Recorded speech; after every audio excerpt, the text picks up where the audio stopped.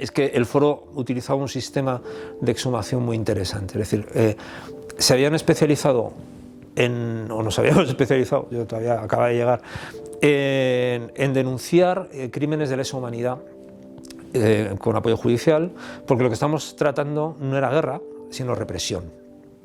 Y claro, era muy importante el tema de las exhumaciones en el sentido de que son pruebas de estos crímenes de lesa humanidad. Bueno, pues yo soy Óscar Blázquez, soy arqueólogo de hace bastantes años, nací en 1971 y bueno, pues mi primera relación con la memoria fue vital. Yo nací cuando vivía Franco todavía. Y bueno, hay una cosa muy curiosa, claro, lo estábamos comentando antes, ¿no? Que era un mundo gris. Yo lo recuerdo en blanco y negro, porque la tele era en blanco y negro. Los uniformes de los policías eran en blanco y negro, también eran grises. Entonces yo lo recuerdo como una época gris, ¿no? Y todavía en aquel momento yo no era muy consciente de lo que sucedía. Si bien tengo muy buena memoria, empecé quizá a ser un poco consciente cuando sucedió lo de Carrero Blanco, lo que fue un punto de inflexión en España, me acuerdo muy bien. Hubo mucha gente que celebró aquello, y además de tapadillo, pero que había, porque claro, iba a ser el heredero, digamos, de Franco, ¿no? Y bueno, pues ahí yo dije, ¿qué ha pasado aquí? Pues ya me empezaron a explicar un poco que vivíamos en una dictadura, que yo no lo sabía, porque para mí era la forma de vivir normal, y bueno, pues poco a poco fuimos viendo esto. Mis circunstancias familiares han sido interesantes en el sentido de que, bueno, pues mis padres han trabajado en política toda la vida, trabajaban en el Partido Socialista y fueron asesores de presidencia durante 13 años, entonces había mucha vinculación política en mi casa. Luego también mi abuela me explicaba, mi abuela era una persona muy peculiar y muy interesante, era de un pueblo de Salamanca, de Santiago de la Puebla, en la que había su abuelo, el abuelo Curro, pues era un señor que era un terrateniente, que tenía una fábrica de gaseosa también y tierras y demás, pero fue muy represaliado en la época de Primo de Rivera, porque era un terrateniente que estaba muy influenciado por las tesis de Owen, que fue uno de los primeros socialistas. Entonces él, por ejemplo, no permitía que los niños trabajaran en el campo y les pagaba la educación, cosa que otros terratenientes no veían muy bien. Así que al final, mi familia siempre como que la cabra ha tirado para el monte, ¿no? O sea, siempre han tirado hacia ese modelo de pensamiento, ese modelo de sociedad, y así también me lo han inculcado a mí. Y bueno, pues con el paso de los años pude vivir, como os he comentado antes, la transición de una manera muy directa en casa. Es decir, mis padres participaban, no eran cargos, digamos, de cara al público, pero trabajaron de manera bastante intensa. Entonces fue muy chulo para mí ser un joven en el que de repente se tenían unas conversaciones de un nivel fantástico en mi casa. Venían a cenar todo el mundo y a mí no me decían, niño, vete a la cama. No, me dejaban ahí participar y estar escuchando y demás. Y la verdad es que pude acceder a la vida de este país y al modelo de la transición y tal de una manera muy directa y desde muy joven.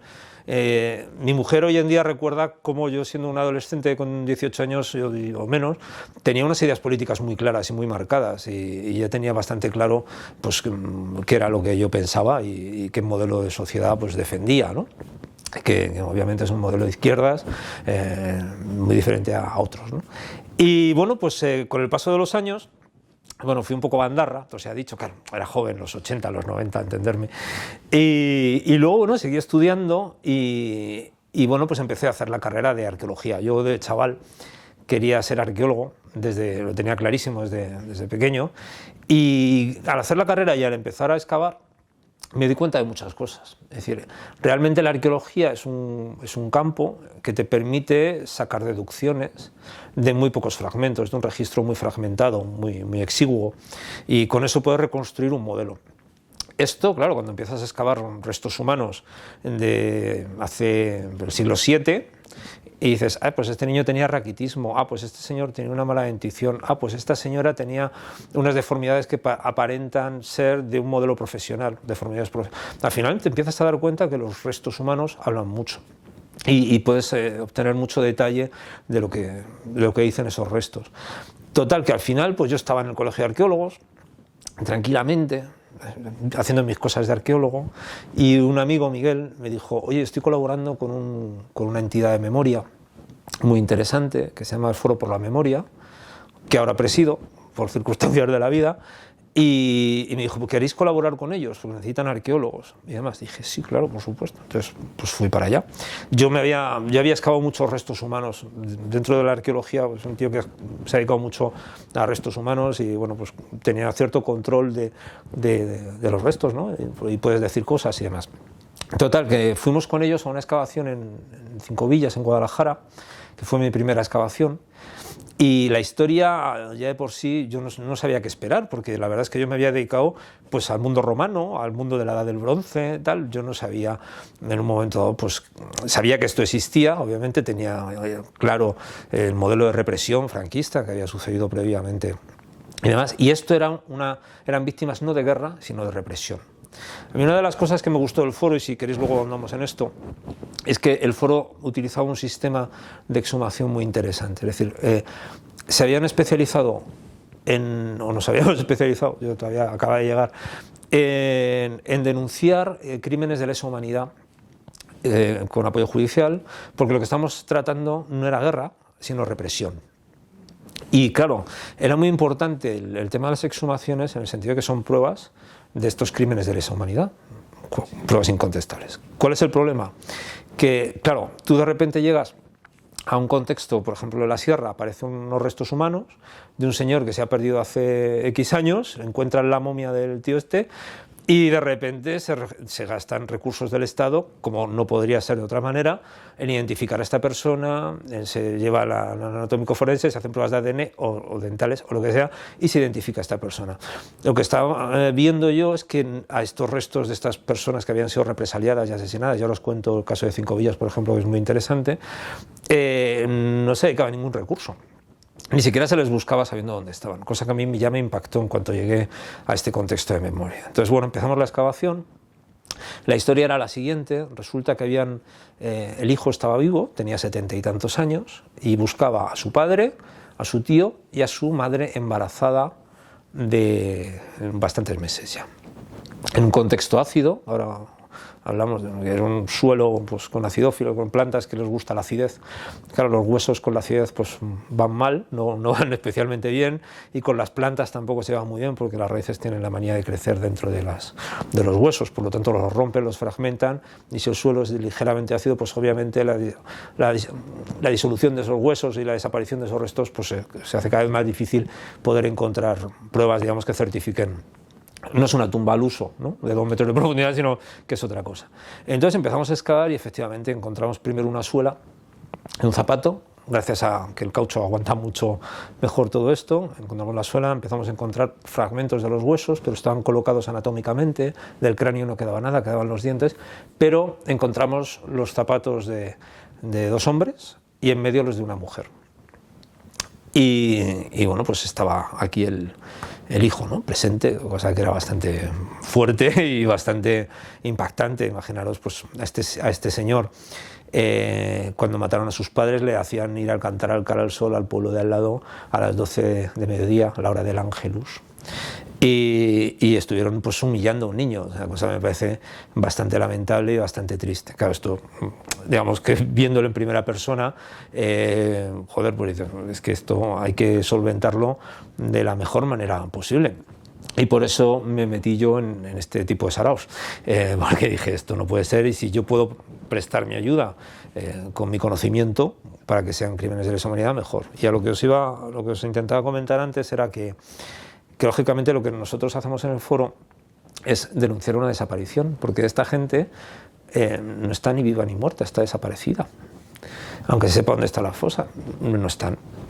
Entonces, claro, nosotros exponemos los cuerpos, hay otras asociaciones que suman los cuerpos, ¿no?, y los estudian, me parece bien, es una opción, pero nosotros no, hacemos una denuncia. Entonces, claro, al hacer una denuncia tienes que mantener la cadena de custodia judicial, por lo tanto, en el momento que están los cuerpos expuestos, tienes que llamar a una autoridad competente, como pueda ser el juez, o el forense, o un agente judicial específico, para mantener la cadena de custodia de esos restos. Porque al fin y al cabo lo único que pretendemos, y lo que hemos estado peleando muchos años, ya van para 20 desde que estoy en esto, es que por lo menos una parte del Estado tendría que tener la decencia mínima de intentar identificar a estas personas. Y simplemente decir, efectivamente, esta gente no ha desaparecido, ha muerto en estas circunstancias y ha sido hallada en este sitio, que muchas veces son sitios un poco inmundos e innobles, como una cuneta, etcétera. Es que menos que el Estado plantee ese hallazgo, ¿no? Y bueno, pues así empezamos. ¿Qué pasó? Pues nada, que bueno, a mí la actividad me pareció fascinante. Dije, wow, esto es un mundo por descubrir y además un mundo en el que se puede aplicar, es ciencia aplicada. Si bien yo creo que una fosa común no es una excavación arqueológica al uso, no es arqueología en el sentido estricto, yo creo que es algo que se hace con metodología arqueológica, pero que carece de algunos parámetros de la arqueología, pero bueno, está bien, se tiene que hacer igual de precisa.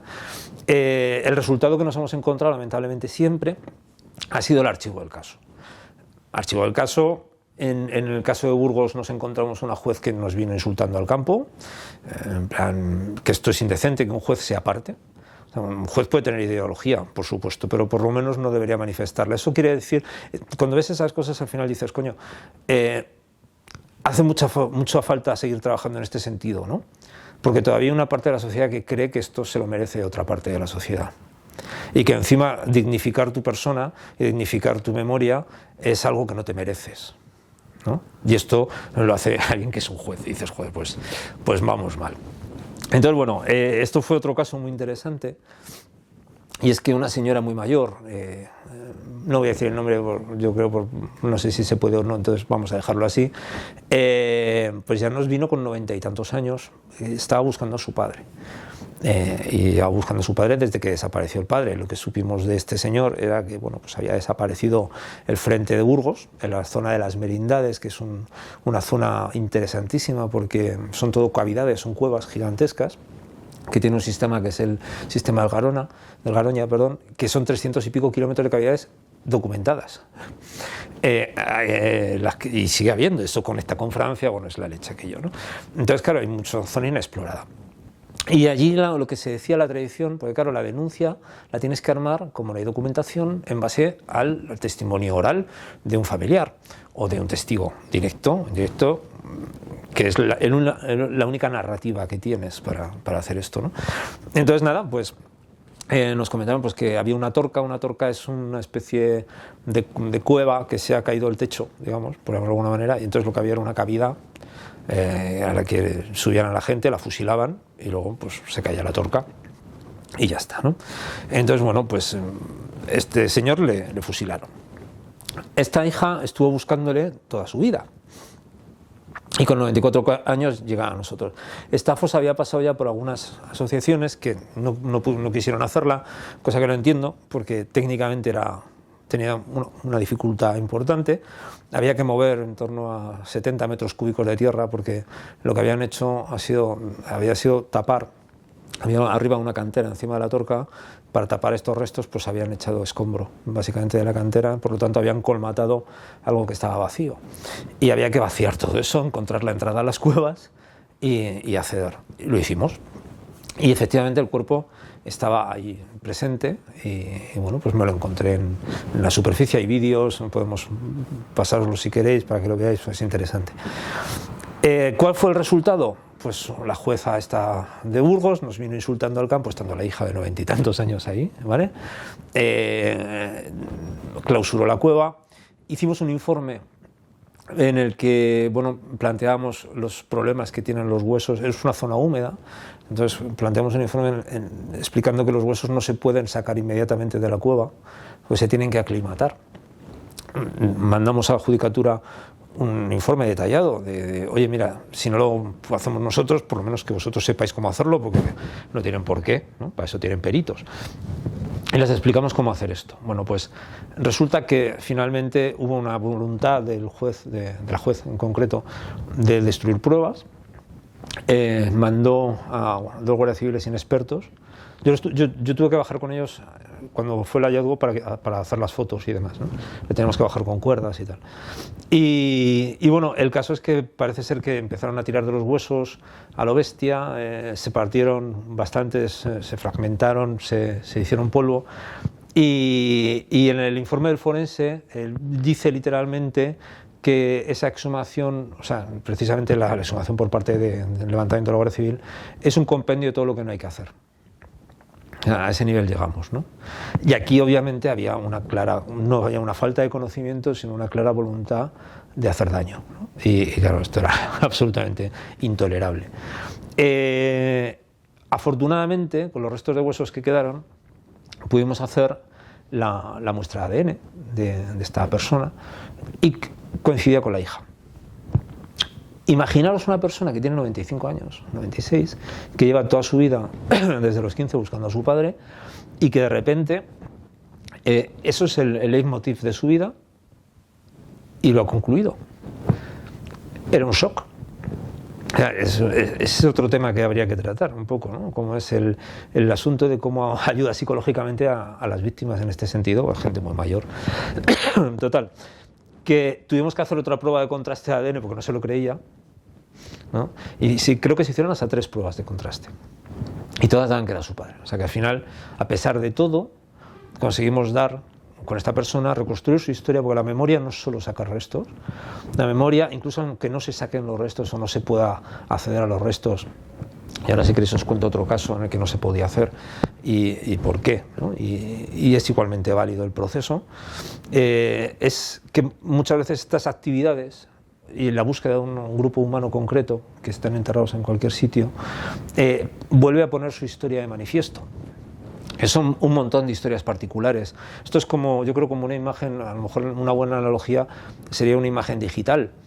Tienes una imagen de 24 por 24 píxeles y ves algo difuminado, difuso. Tienes una de 1024 por 768 y ves una imagen clara, ¿no?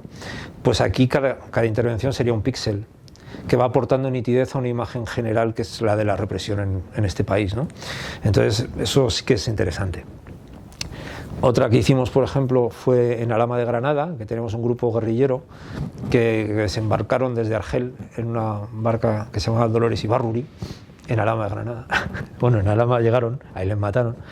Y estos se iban a retomar, porque había un plan de reconquistar España otra vez. Pero parece ser que no todo el mundo lo cogió por igual. Así que estos pobres hombres se metieron para allá y les hicieron una emboscada, les mataron, hubo un soplo, tal. Estuvieron expuestos como los bandoleros en el oeste, en la Plaza del Pueblo, para infundir temor, obviamente, a la población, porque la represión también consiste en eso. Y les enterraron en el cementerio civil de Alhama de Granada. Hasta ahí muy bien. Teníamos toda la información, toda la documentación, la historia de esta gente, que era el Grupo Robles, se llamaba, estaba específica, y claro, a esta gente se le había enterrado en la zona del cementerio civil, porque eran impíos, eran rojos, eran pecadores. Entonces, estos nada, no se les podía enterrar en el suelo normal, entonces al cementerio civil. ¿Qué sucede? Llegamos allí con las coordenadas de la fosa, dijimos, estupendo, pues ya sabemos dónde es y todo, o sea, maravilloso, vamos para allá. Y, oh sorpresa, habían construido nichos encima de esa localización. Entonces, el sitio era correcto, pero bueno, intentábamos ver, hicimos unos sondeos, unas perforaciones, sin descalzar los nichos, porque además era una tierra arcillosa que se movía bastante. Y claro, tú no puedes en un momento dado hacer esa intervención aunque están ahí, y tengas a la familia, porque puedes tener un problema con otros enterramientos que hay encima, ¿no? Y eso no puede ser. Entonces, aun sabiendo que estaban ahí, no pudimos hacer la intervención. Sin embargo, la historia de este Grupo Robles fue otra vez puesta sobre la palestra, porque la memoria al fin y al cabo es no olvidar. Y lo que hacen este tipo de actividades es evitar el olvido. Y yo creo que eso es una parte fundamental de este trabajo, es decir, tanto fomentar el recuerdo, cómo formar a la gente en derechos humanos. Pues esto es un problema de derechos humanos, tristemente lo estamos viendo, que bueno, pues se están estableciendo muchos paralelismos en lo que está sucediendo ahora en Rusia, ¿no? Con Ucrania, con el apoyo a la República en la guerra, ¿no? Aquí, y al final todo esto desemboca en problemas de derechos humanos, todo es eso. Y bueno, pues eso es un poco el acercamiento que tengo yo a la memoria. Bueno, me habéis preguntado cómo veo el futuro de este asunto, ¿no? España es una anomalía, en mi opinión. Pensar que soy historiador también, o sea, tengo esa pedrada, ¿no? Pero es una anomalía porque el fascismo y el totalitarismo en Europa de la Segunda Guerra Mundial duró lo que duró la guerra, porque perdieron. Aquí se instauró 40 años.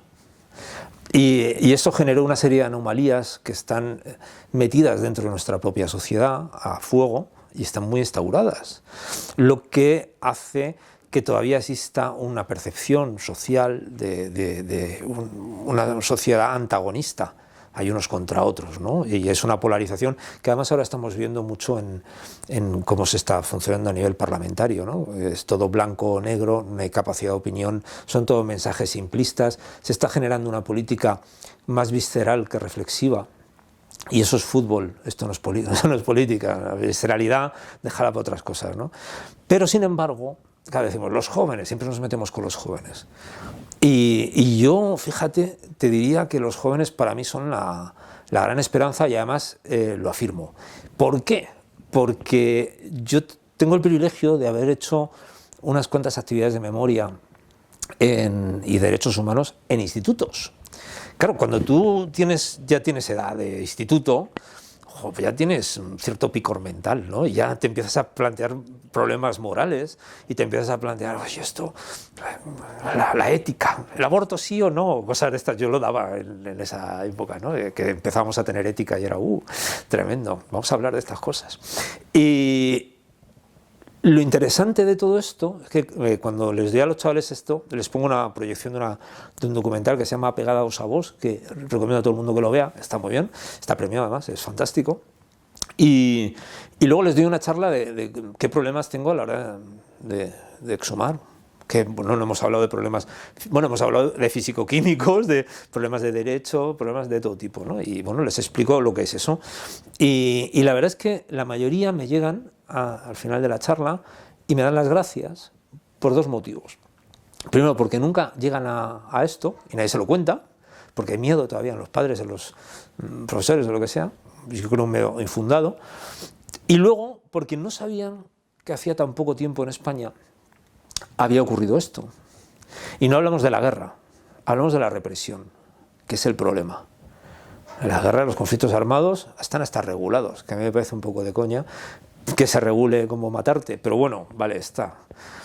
Pero la represión ya es otra cuestión. Y el genocidio es otra cuestión. Y los crímenes de lesa humanidad es otra cuestión. Y aquí pasó eso. Y es un hecho.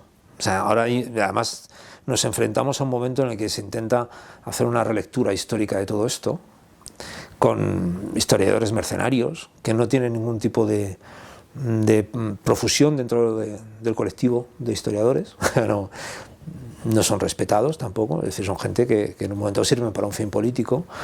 Y bueno, pues el caso es que yo creo que este conocimiento dota de normalidad a un proceso histórico que ya para ellos es pasado. Es decir, los chavales, aparte de fascinarse e incluso asustarse un poco de que esto sucediera,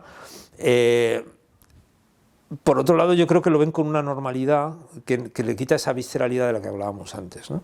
Es decir, que ellos dicen, bueno, esto no puede volver a pasar, o sea, es indiscutible que no puede volver a pasar, y ya está, o sea, lo ven como muy normal. Y eso es la esperanza, esa normalización, que es lo que faltaba en esa anomalía que es España. Es decir, el tiempo al final sirva a curarlo todo, espero, pero no nos olvidemos nunca de que la formación es básica. La formación y simplemente no hace falta adornar absolutamente nada, contar las cosas tal cual fueron. Si hablan por sí solas. Es decir, supongo que habrá una minoría que esté a favor de lo que sucedió y probablemente una gran mayoría que esté en contra de que esto vuelva a suceder. Entonces esto es lo que tendríamos que plantearnos a nivel educativo. ¿Y por qué crees que hay ese miedo por parte de la jueza o por parte de esos padres que no hablan en casa? En plan, ¿en qué se fundamenta ese miedo a hablar de la represión? Yo creo que, por ejemplo, el caso de la jueza no es miedo, es odio. Y es odio porque la propaganda franquista fue muy efectiva. De hecho, se planteó, bueno, había obviamente un adoctrinamiento en los colegios salvaje sobre cómo funcionaba el movimiento. De hecho, había una asignatura sobre esto. O sea, y te tenías que saber de memorieta todas estas cosas que te contaban ellos, ¿no? Hay cuadros de Franco como un cruzado. O vestido con armadura, ahí, haciendo su cruzada contra los rojos. Generó un grupo médico que decía que, bueno, un médico en concreto, que decía que el gen rojo, que ese rojo era una enfermedad, o sea, la divergencia de ideas es una enfermedad, fíjate qué mal, ¿no? Entonces, claro, al final ese modelo de pensamiento único y el cosificar es una cosa que he visto en fosas que también me ha asustado bastante. Y hay una fosa que hicimos en Matallana, no lo encontramos a este hombre, pero el testimonio era el siguiente: a este chico le habían cortado los testículos, sacado los ojos, cortado la lengua, le habían obligado a hacer su propia fosa y le mataron, ¿vale? Y esto fue en Matallana de Torío, en León. No pudimos encontrarlo porque, bueno, no os voy a contar ahora por qué, pero bueno, el lugar era horrible, o sea, era imposible encontrarlo. Además, bueno, no era un enterramiento, era un ocultamiento, ¿no? La abuela tuvo que ir a los días porque los perros le estaban comiendo una mano. O sea, una historia de estas tremendas y trágicas, ¿no? Pero claro, luego lo piensas y dices, ¿qué él lleva a alguien a hacer esa salvajada? Porque esto, vamos, es de taraos, o sea, dices, el caníbal de no sé dónde, ese tío está loco, pues igual de loco que el pavo que hace esto. Exactamente, igual de colgado. Solo puedes entenderlo si ha habido una propaganda que haya conseguido que tú hagas el proceso mental para cosificar a un humano. O sea, no eres una persona, eres una cosa. Me contaban hace un tiempo en un foro y tal, que un señor, un testigo, que había en la guerra, pues por su pueblo pasó un tren con un montón de presos que eran chavalitos de la República, pues que la habían trincado y que se iban pues, a un campo de concentración o cualquier lado, ¿no? Y la gente comentaba, ¡hala, si no tienen cuernos ni rabo!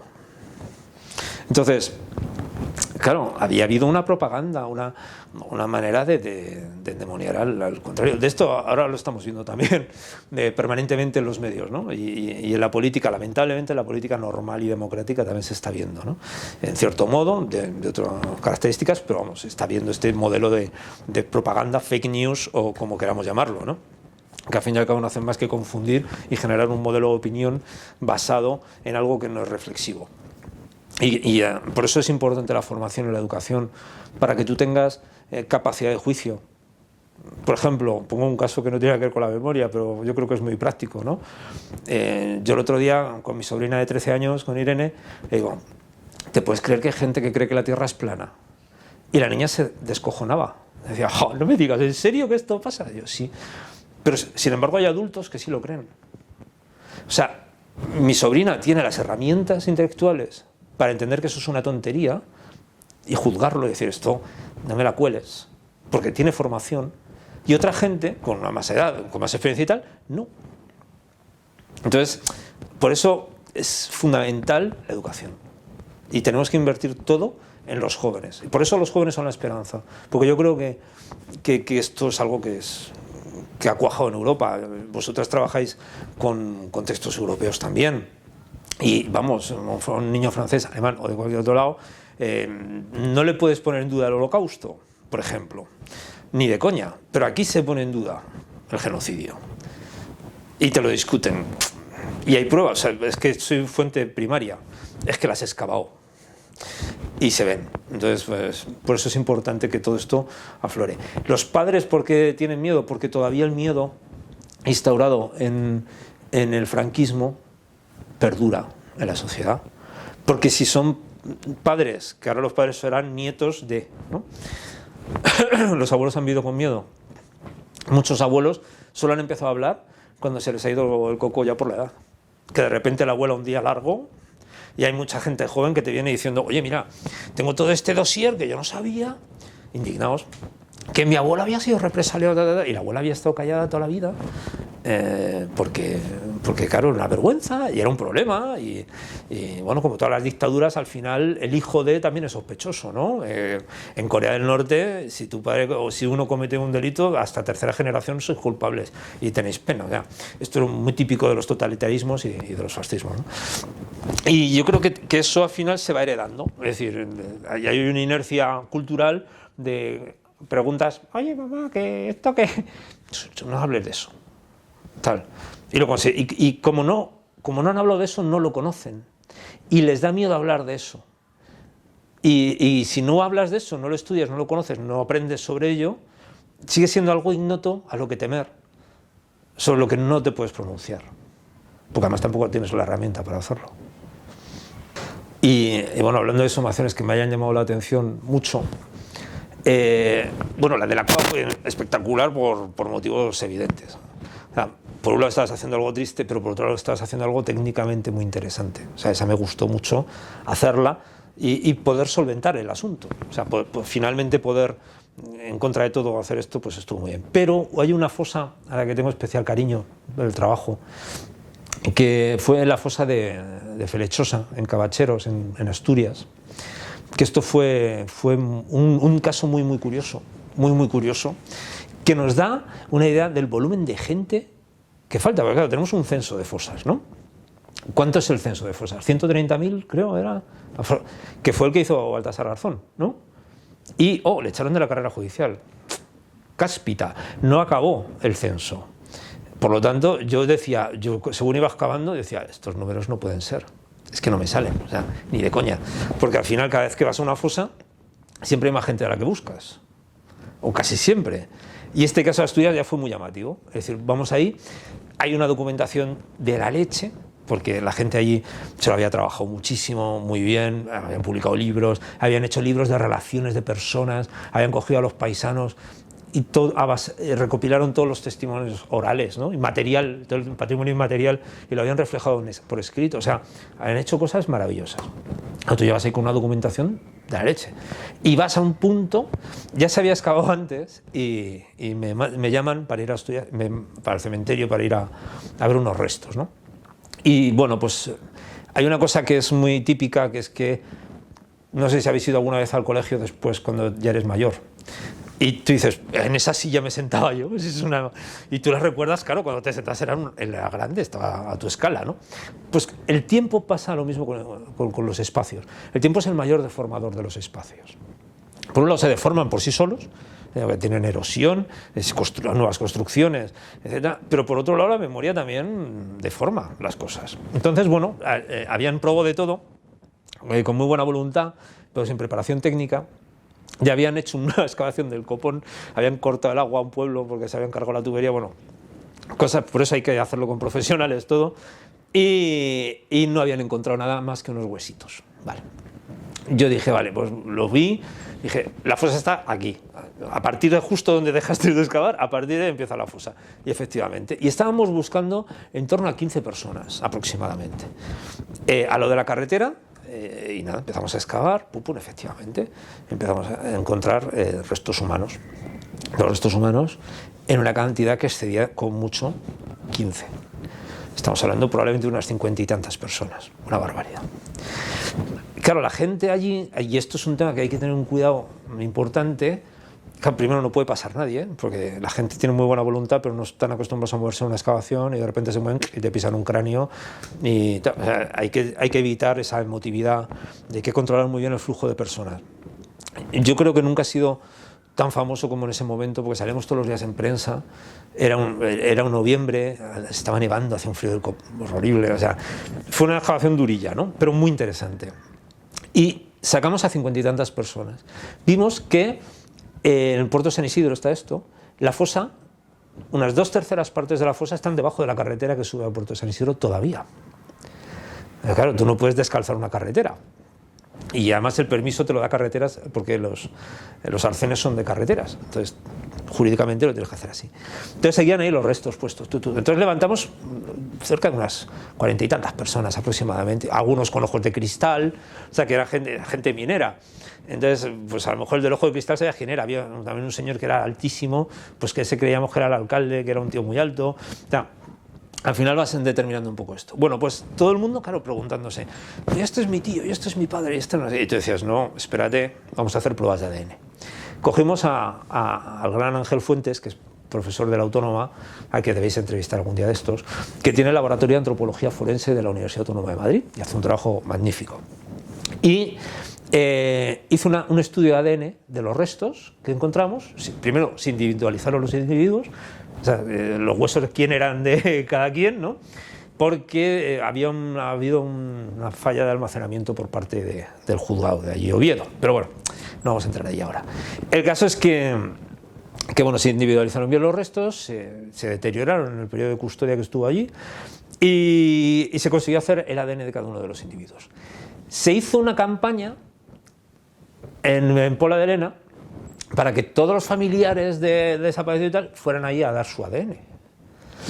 Y fueron allí y sí, se estuvo recogiendo ADN de toda la peña, mandaron ADN desde México, claro, se mandaron kits con hisopo ahí para chupar y tal, y ya mandas tu ADN. Bueno, fue alucinante, se hizo y no coincidió nadie. Interesante. No coincidió nadie, pero mola, porque ahora están en el cementerio todos estos cuerpos en sus cajas bien puestas, aislados, protegidos los huesos, y todos tienen su perfil de ADN. De tal manera que se aparecen familiares en el futuro. Tal. Pero ¿cuál es el problema? Vale, tenemos a 50 y tantas personas, una de dos, o están debajo de la carretera todavía, o están en otra fosa que no está localizada. Pero estamos hablando del exterminio de las 2/3 partes del valle. O sea, en ese valle faltan 3.000 personas. 3.000. ¿Dónde están? Por eso es importante seguir buscándolos y hacerlos con una metodología seria. Esa fosa es muy interesante, muy interesante.